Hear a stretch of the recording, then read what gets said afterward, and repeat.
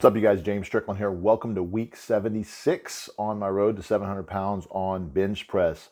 So this week, obviously, if you can't tell from the, I don't know if this is a 5 o'clock shadow or just a 2-week beard, but obviously it's been a couple weeks since I've seen you guys. A lot has happened, and well, here we are.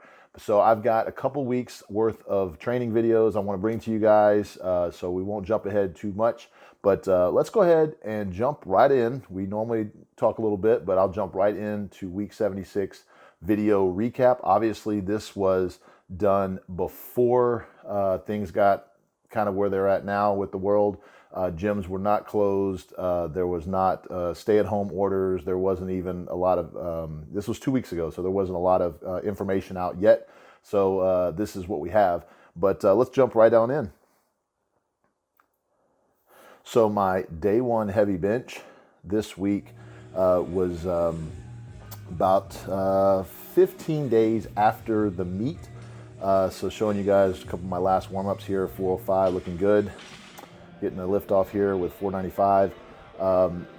Was on basically spring break with the family. We went through a couple different states, about 6 different states actually, and did a lot of traveling. So I'm definitely a little stressed out and tired just from being on my trip. But today we have a top set of 635 and basically going for a double. We're going to see what we have. Obviously, if you saw the thumbnail, you know what happens. First one, a little bit of sticking point there, but powered right through it. Went ahead and called for another one and got stuck right there. Got a little bit of help, not too much, but obviously, you know, you can't touch the bar and have it count. So going ahead and trying for another one just so I can get my rep in and get a little bit stuck, and finished it out, but finished up my workout there. Working on the sticking point here, this is isometric presses. I definitely would recommend doing these in a rack that is actually bolted to the ground. I guess I assumed that this rack was going to be bolted before I started working out, and obviously it wasn't, so the rack started moving on me. But I'm actually supersetting these with speed bench. So I'm going into 495 here. This is going to be 2 reps fast and speed, and then going back to isometrics. So moving on to kind of what's going on. Basically, I'm not too upset or anything that the 635 for 2 didn't happen the way I wanted it to. That's actually a PR attempt. So I'm not knocked down because of that, because of the circumstances, and I'm not making excuses, definitely by far. I was actually unsure that I was going to get 635 for 2, but was going to go ahead and try it. It's not the end of the world, especially still training for the meet, for the ultimate meet, April 25th. Got some banded bench here. That was 455 with about 110 pounds or so at the top. 500 there with about the same. Moving on to some neutral grip lat pull downs with it's a little bit different of a pulley system here. I think that's probably about 100 and some odd pounds. Just really working on kind of a neutral grip, a little bit wider than a neutral grip, but still working the back. You'll see here in a little bit, I actually go different grips and wider grip here, and same weight, just a little bit wider grip to hit the back, a little bit different stimulus. But so basically, obviously you can see the gym is here, still open. Still, this was a couple weeks ago that I did this. Training day, just now giving you guys the recap. I really apologize for that, but it's been a very stressful time. Obviously, I'm sure you guys have gone through your own things, but definitely was trying to keep the momentum rolling. After having the meet, coming down out of a meet, very, very exciting meet, as you guys saw, if you saw the recap from last week. So just wanted to keep on rolling. The plan this week, 635 or so for 2. And then the following week, we're probably going to go 650 and then 660, 670, and so on, as long as the meet is still going on. At least that's the plan. So basically, still working on some of the sticking points with the isometrics, with the bands, and the flies here, actually working on the pecs and really just staying in that top portion here. Not really worried about going too deep on these. I'm actually very, very tired at this point as well. So really working on getting the accessories out of the way. The accessories are what I emphasize actually makes your lifts stronger, not actually doing the lifts themselves.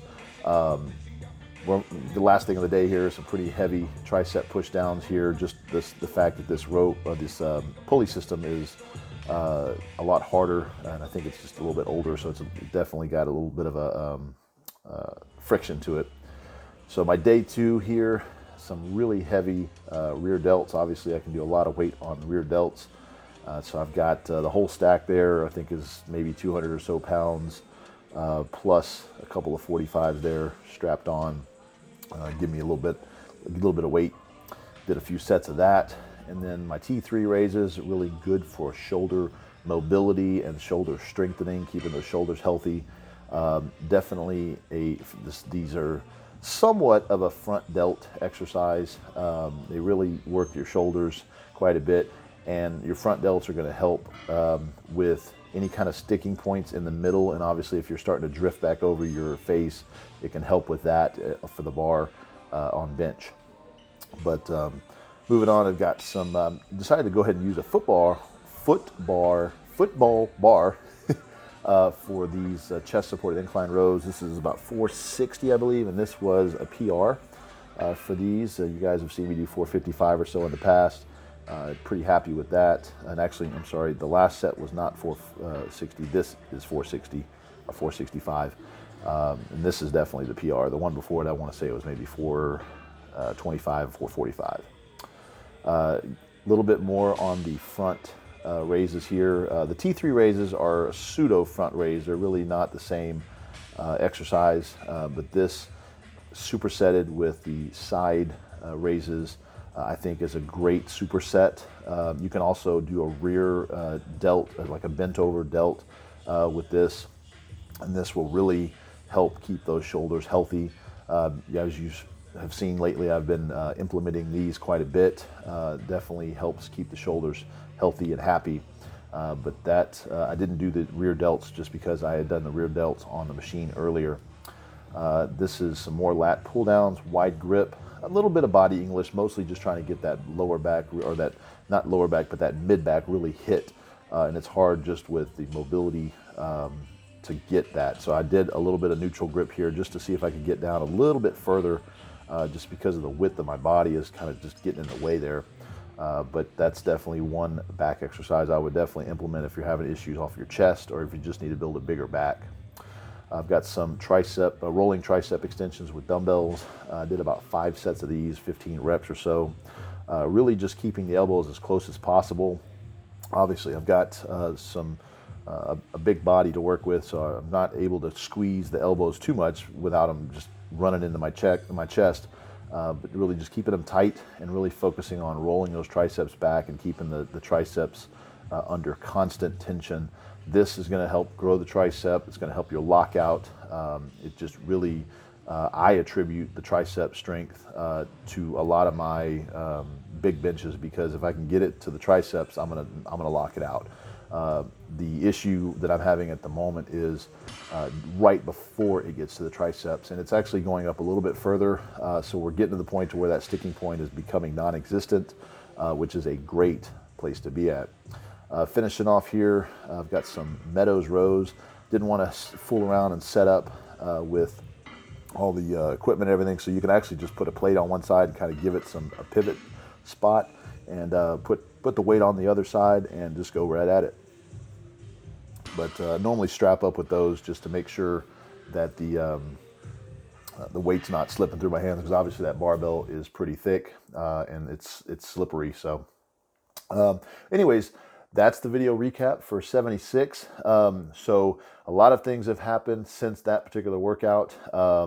In fact, I'm going to probably do my next recap probably in the next day or so, because I've already got the information for you guys. I want to share it. I want to make sure there's continuity in my training log, so you guys kind of know. Obviously, I don't do these videos just to do them. I want you guys to know what it's like in my training, what I'm thinking, what's going on. So this is my way of sharing that with you guys. It's also a way for me to go back and look at my own training and to recognize either things that I was struggling with at one point in time and how I fixed them, or how I didn't fix them, or how my progress was, and things like that.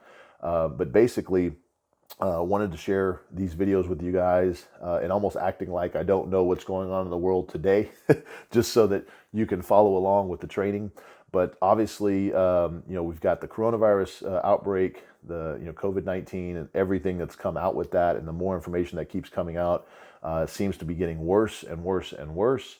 Obviously, since I did this workout and the previous, my last bench day, which I won't go into on this workout recap, but they have since closed down gyms. I live in Texas. We were one of the last states that kind of got on a lockdown.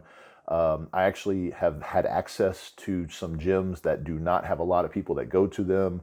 They're basically like warehouse gyms. I know some of the gyms you guys have seen me at have had a lot of people. They're like commercial gyms. Those are not the gyms that I was opting to go to in this particular time, because I know the risk, or at least if those risks are in fact as bad as they say they are, I don't want to take those risks.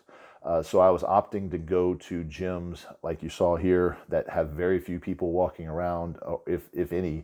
I'm actually last week, and you'll see that in the next recap, I went to a gym that was just me and one other person. And that's just to keep me safe, keep them safe. And obviously, wanted to get my workouts in as long as I possibly could without affecting, my training, because I don't know at this point in my training if we're going to be going to the meet. I'm assuming there's a very good chance the meet is actually going to be canceled, but I don't know that, and I don't want to necessarily at this moment pull the plug on training, because it's been a very good training cycle up to this point. But we will definitely see. So I'm going to make this video short and sweet for you guys. I know you guys have a lot going on. I'm going to try to do a couple new things here in the next few weeks and going forward with my training. I will keep you guys updated at how that is going to happen. We're probably going to have to make some changes, obviously, and see if we can't make things move forward the way is best. At this point, as of this recap, the meet in April is still going on. There's a lot of meets being canceled, a lot of gyms being canceled. So at this point, it's a very good chance that it's going to be canceled. And we're going to have to kind of deal with that and either have a backup plan or figure something out. But I'm in talks with my coach right now to figure out the best course of action on how the training is going to progress and what we're going to do. But we'll definitely stay in touch with you guys. But I'm going to wrap this video up for this week. Like I said, short and sweet. Hope you guys are staying safe and healthy. Definitely, keep your distance from other people. Hopefully we can flatten this curve. It's hard for me to believe this is actually going on, this is happening. But all I know is that it sucks for pretty much everybody right now. And guys, keep your head up. We'll definitely get through it. And if you guys need any help at all, leave a comment. Reach out to me. I've actually got a couple of different things that I've helped some people out with in their own training that don't have gyms. Actually, a lot of my clients have either paused their training, or we've done something different with their training and doing more body weight exercises, bands. If you have access to chains or very little weight, we can kind of make some changes there. But if you guys are looking for any help with that, you can definitely shoot me an email, swimhack@gmail.com. I'd love to help you out. If you guys are over on Instagram, definitely give me a follow over there. I've been posting a lot of information just of what my training looks like. And if you guys follow me over there, you pretty much already know what I've done here in the next couple weeks, which I'll go into depth on here on the next recap on 77. But until then, you guys stay safe, and I will see you guys next week. See ya.